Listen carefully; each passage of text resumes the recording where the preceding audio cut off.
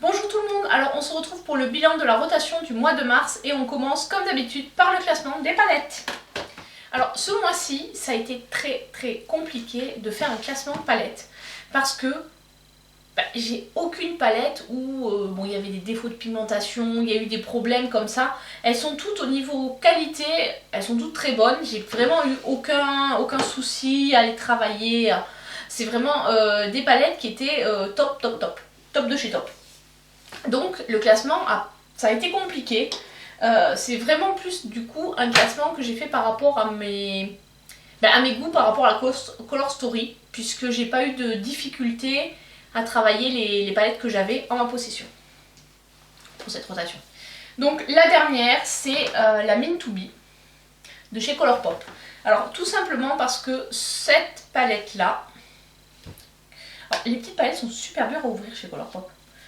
Voilà comment elle est. Alors elle est très jolie, mais elle ne m'a pas du tout inspirée. La Color Story, les verts, c'est pas mon kiff. J'ai pas du tout kiffé. J'ai pas eu d'idée. En gros, je me suis même posé la question si j'allais pas la vendre en pleine rotation parce que je savais pas quoi en faire. Donc je l'ai testé quand même. Les fards, les lumineux sont super jolis. Hop, regardez.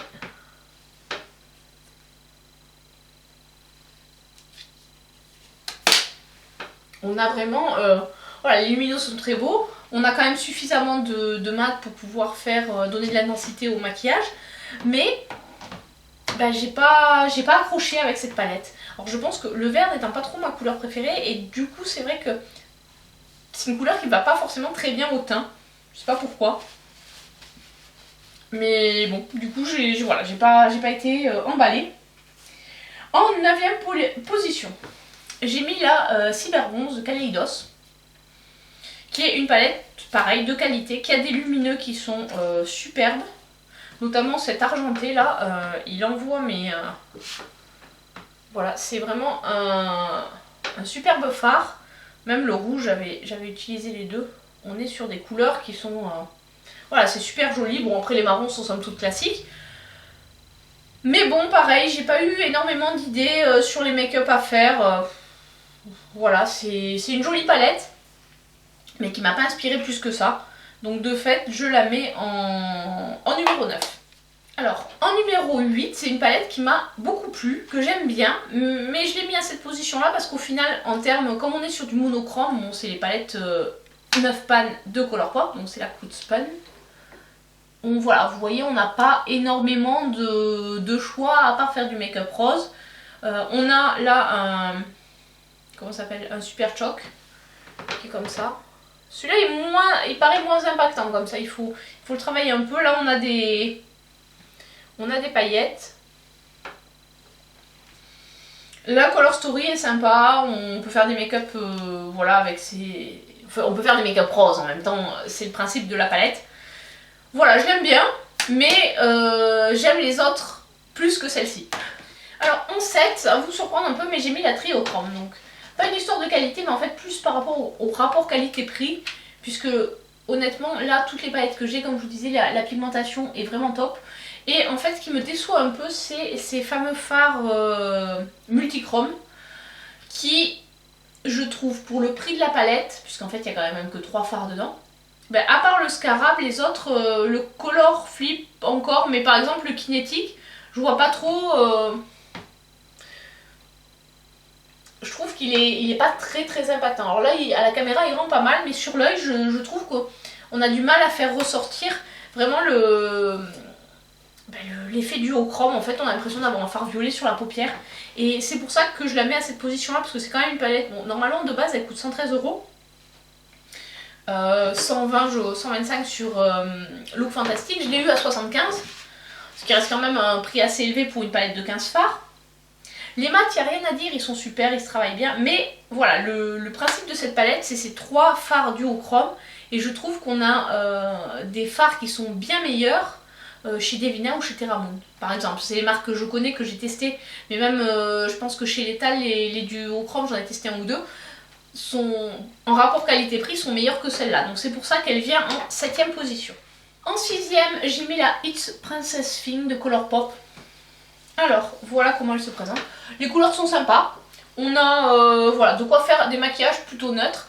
Ce qui m'a un peu étonné, c'est vraiment ce fard, d'ailleurs qui a étonné beaucoup de gens, puisque j'avais posté ma photo en me demandant à votre avis d'où vient quelle palette j'ai utilisée. Et en fait, personne ne s'attend à avoir une telle intensité, voilà, d'argenté sur cette palette. Elle est vraiment top, top, top, vraiment très bien.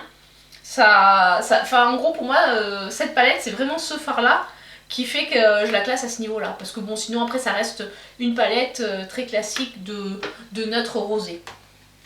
Bon, après, c'est couleur de princesse, quoi. Et donc, en cinquième, on a sa grande sœur, je sais pas dans quel ordre elle s'est sortie. Donc l'autre de chez collaboration avec Disney et Colourpop, c'est la Midnight Masquerade. Alors pourquoi je l'ai mis au-dessus? Parce que je trouve que les fards lumineux de celle-ci... Alors déjà, il y a un peu plus de choix que la précédente en termes de Color Story. C'est un peu plus foncé. Là, il y a un bleu. Là, il y a un rose-violet. Et ensuite, il y a quand même des fards, notamment le Frog and Wife et le Mama Odi, qui sont superbes. Voilà, je ne sais pas si vous allez voir. Donc le Mama Odi, c'est un duochrome. Et le Frog and Wife, il est aussi très beau. C'est un vert qui tire un peu vers l'émeraude. Bon là, au milieu, il y a le fard silver. Mais sur le côté, là, le Mama Odi, je ne sais pas si vous verrez bien. Mais franchement, ce fard-là, il est vraiment magnifique. Et c'est donc pour ces fards-là qu'elle arrive à cette position. Donc, on va pas tarder à arriver au top 3. En quatrième, au bas du podium, celui qui a raté de peu de choses le podium, c'est la Sultry. Alors la Sultry, franchement, elle est tip top, cette palette. Je l'ai utilisée au mois de mars. Le 3 mars, j'avais un entretien d'embauche, donc j'ai fait un pareil que la dernière fois. J'ai fait un make-up la veille avec. Et j'ai refait le même make-up le lendemain pour voilà, tester comment ça tenait, etc. Les fards lumineux sont top, les mats se travaillent hyper facilement. Voilà, cette palette, j'ai vraiment rien à lui reprocher, elle est top. Après, j'ai un peu de mal avec ce fard là, je vois pas trop comment l'utiliser. Je pense que je regarderai peut-être des tutos, des choses comme ça pour avoir une idée un peu de comment le placer. Sachant que bon, j'ai revendu de chez Anastasia la Moderne Renaissance. Parce que pour moi, c'était... Bon, il y a la qualité qui est là, mais j'avais pas accroché avec cette palette. Enfin, je l'ai revendue, je l'ai mis dans mon tas à vendre, mais pour l'instant, elle n'est pas partie encore. Donc, si vraiment personne n'en veut au prix auquel je la propose, je vais la garder, quoi. Parce que bon, je veux pas non plus brader des palettes quand on sait que la qualité qui est derrière, pour une palette qui a été utilisée 2-3 fois, voilà. En gros, voilà, elle est à peu près dans le même état, donc... Voilà, je l'ai utilisée 3 fois celle-ci et les fards sont quasiment impeccables. Enfin, tout ça pour vous dire que la Sultry arrive en 4e position. Et on arrive au podium. Alors, en 3. Bon, il y en a pas. En 3, bon, c'est un groupe, c'est les fards létales. Alors, la qualité, elle est vraiment top. Et puis bon, vu le nombre que j'ai pu faire pas mal de make-up. Alors, je pense... Oui, voilà, j'ai utilisé celle-ci. Mais en fait, l'argenté que je vous ai montré tout à l'heure, j'ai fait un make-up gris avec les fards létales. Donc j'ai utilisé les mats de la palette létale. Donc celui-là notamment. Et le blanc ici. J'ai utilisé les lumineux pour dégrader un peu. Et puis au niveau de la paupière mobile, j'ai utilisé le lumineux de la palette Colourpop. Et voilà. Donc super qualité. J'ai pas utilisé trop les kakis, là j'en ai 2. Je sais pas trop comment l'utiliser, je sais pas trop si c'est une couleur qui m'irait, mais bon, il faut tester pour savoir. Ensuite, j'ai utilisé aussi les fards marrons de la palette létale. Donc ceux-là, on peut dire qu'ils ressemblent un peu certains à la Sultry. Je pense qu'il y a certains qui sont... Je parle notamment des mats. Voilà. Je pense qu'il y a des fards effectivement qui vont être un peu identiques. Là, il m'en manque un. Enfin, il m'en manque un. Dans la palette, j'ai un emplacement. J'ai gardé un emplacement, donc je sais pas qu'est-ce que j'y mettrai. Ma prochaine commande létale. Ensuite, la palette de rose. Où là, il y a ce duochrome là. Je crois que c'est Caps Lock qui s'appelle. Qui est trop beau. Hop, bien sûr, je sais pas ce que vous voyez. Voilà. Et après il y a pas mal de lumineux. Celui-ci me fait penser un peu au fard duochrome de la Glam de chez Natasha Denona.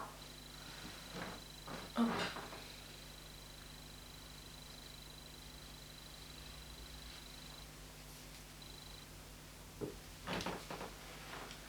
Voilà, je sais plus comment il s'appelle. J'aurais dû faire une fiche avec les noms des fards. Il faudrait que je fasse ça à l'occasion. Et enfin ma palette, celle-là c'est les violets, vert, bleu. Donc très bien aussi. Rien à dire, ils arrivent en 3e position. Les fards létales sont de très bonne qualité. En fait, dans ma première impression, j'avais trouvé qu'ils faisaient un peu de chute. Effectivement, ils sont un petit peu poudreux. Mais globalement, ils font pas trop de chute en comparaison à d'autres marques. Et ils se travaillent quand même assez facilement. Donc là que j'ai pu tester un peu plus les fards, voilà, j'ai vraiment un avis où je me dis c'est vraiment de la bonne qualité. Et quand c'est en promo, parce qu'ils font régulièrement des promos, franchement, foncez sur cette marque, ça vaut vraiment le coup. Voilà, on arrive au top 2. Ça a été dur de départager la première et la seconde. Alors, je vous dis tout de suite, j'ai mis celle-ci en seconde position. C'est la Wala 2, qui est magnifique. Honnêtement, je pensais pas trop l'aimer à cause des bleus. Puis bon, voilà, j'avais hésité à la commander. En fait, je l'avais commandée avec la 1. Et je pense, je suis à 2 doigts de préférer celle-ci à la 1. Elle est vraiment très belle. Les couleurs se travaillent bien. C'est hyper pigmenté. Et voilà, j'ai vraiment rien à reprocher à cette palette. Une très très bonne qualité. Un prix somme toute correct, puisque moi je l'avais eu les deux pour en gros une trentaine d'euros sur le site officiel. Alors je sais que maintenant ils font des promos où elles tombent à peut-être moins 50%. Mais quand je l'ai acheté il y a déjà un moment, c'était voilà, les meilleures promos, c'était celles que... C'était moins 20, enfin voilà, je crois qu'elle est à 36 et du coup j'ai dû l'avoir à 30, donc c'est vraiment pas grand chose, mais bon c'est toujours ça de gagner. Et enfin la première, c'est la NYX Utopia. Hop, qui se présente comme ceci. Alors ce qui fait que je l'ai classée en première, c'est déjà la versatilité de cette palette. Elle est, voilà, il y a vraiment, on peut faire de tout avec cette palette. Bon, en même temps c'est logique vu le nombre d'ombres à paupières, mais on a en plus une qualité qui est vraiment au rendez-vous. Je m'attendais pas, j'avais testé il y a quelques années déjà les fards à paupières NYX et j'avais trouvé ça moyen quoi. Mais là, franchement celle-ci elle est de très bonne qualité. Les lumineux sont vraiment beaux, ils se ressortent vraiment lumineux. Tiens, par exemple on va swatcher celui-ci. Hop, qui est là. Là ici c'est un...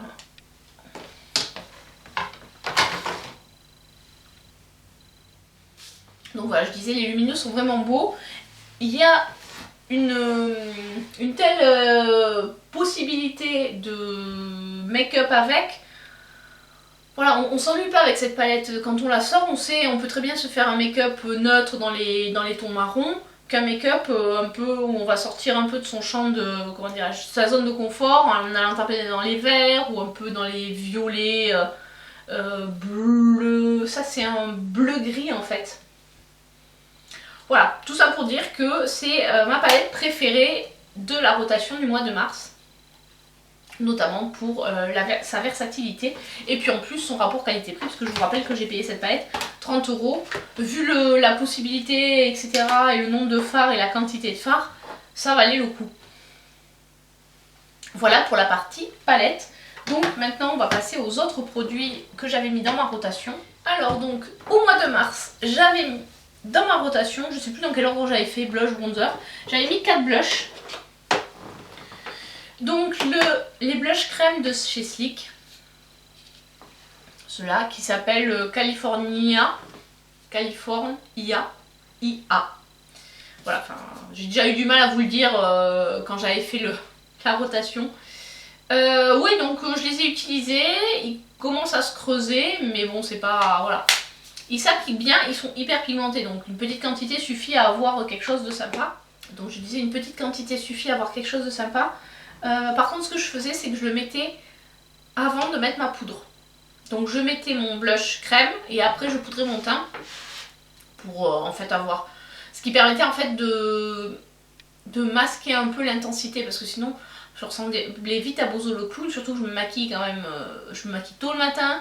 Donc même si j'ai ma ring light, j'ai pas autant de lumière que quand on se maquille en plein jour. Donc des fois on peut avoir des mauvaises surprises et pour arriver au boulot en ressemblant à Bozo, même si on a le masque, c'est pas terrible.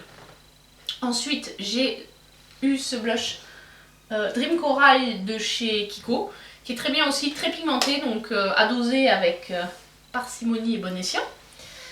Au niveau de bronzer, j'en avais qu'un, c'est le bronzer Nars, qui a perdu quasiment toutes ses paillettes, puisqu'il y avait des paillettes en fait, je vous rappelle ici. Donc j'ai réussi à les enlever, et voilà, donc je l'ai utilisé tous les jours quasiment. Il est très bien, il va très bien à ma carnation, et il donne bonne mine. Donc c'est un achat que je ne regrette pas du tout. Hop. Pour rappel, je l'avais chopé en solde chez Sephora. Et enfin, les highlighters pour finir avec le teint. Donc j'en avais 3. Donc le Mars Melter, le Diamond Dasher de chez Kaleidos. Rien à dire, ils sont très bien. Au niveau des préférences, je dirais que je préfère le Diamond Dasher qui est plus dans les tons champagne, pêche. Voilà. Que le Mars Melter qui lui va être celui que je porte aujourd'hui, je sais pas si vous verrez, mais il est un peu dans des tons bleu rosé. C'est un peu dur à expliquer. Donc ils sont très bien, les highlighters Kaleidos sont de très bonne qualité. Ce que j'ai moins aimé, c'est l'highlighter Farsali. Donc c'est un highlighter en gelée, c'est hyper bizarre on va dire. J'ai eu un peu de mal à l'utiliser, sachant qu'en plus c'est... Voilà comment ça se présente. Je trouve que la couleur est un peu, elle est un peu foncée pour moi. Donc j'ai eu du mal à bien le mettre, à le mettre facilement pour avoir vraiment en fait le rendu de l'highlighter sans que ça se voit. En fait le problème c'est qu'avec ce produit là, même en le mettant avant de poudrer le teint etc, ça fait presque des barres même en l'estompant, soit au doigt, soit à l'éponge. Donc j'ai vraiment eu du mal à l'utiliser et il ressort, il se voit vachement en fait. Il se voit vachement dans le sens que, certes, il highlight entre guillemets, mais c'est surtout que ça fait une barre en fait. Donc j'ai pas trop réussi à l'utiliser correctement. Et pour terminer, j'avais les rouges à lèvres à tester. Donc j'avais pris les rouges à lèvres mat de chez Sponjad. Donc d'ailleurs aujourd'hui c'est un que je porte. Donc il y avait la collection Elsa Makeup et la collection classique. Sur ceux-là, il y en a un que j'ai donné. C'était le plus foncé parce qu'au final j'arrivais pas à bien l'étaler et ça faisait des trous. Donc voilà, je l'ai pas gardé. Au niveau des lèvres, ils sont pas super confortables. Ils ont tendance à dessécher même en faisant des gommages, en hydratant les lèvres, etc. Je trouve qu'ils dessèchent, donc c'est pas vraiment mes rouges à lèvres mat préférés. Bon après je suis pas trop fan des rouges à lèvres mat, mais j'avais vraiment envie de tous les tester en termes de rotation. En termes de color story, enfin coloris, je pense que j'ai gardé à peu près. Voilà. Grosso modo, les couleurs que j'ai gardées, c'est quasiment les mêmes. Voilà. On peut presque les mettre tout ensemble. Il y a de chez Elsa Makeup, il y a Flamingo, Rose et Latte. Et de Sponjac, il y a 7, 6 et 4. Donc toutes les autres teintes, je ne les ai pas gardées. Et voilà, je sais pas si je vais peut-être les donner aussi, s'il y a quelqu'un qui est intéressé. Voilà, je les ai pas mis beaucoup. Ils sont bien, mais voilà, c'est pas mon fini préféré. Et je trouve quand même qu'ils sont assez asséchants. Et au niveau du gloss, en gros, je le mettais pour justement, une fois que le rouge à lèvres a séché, je posais le gloss pour donner un peu de...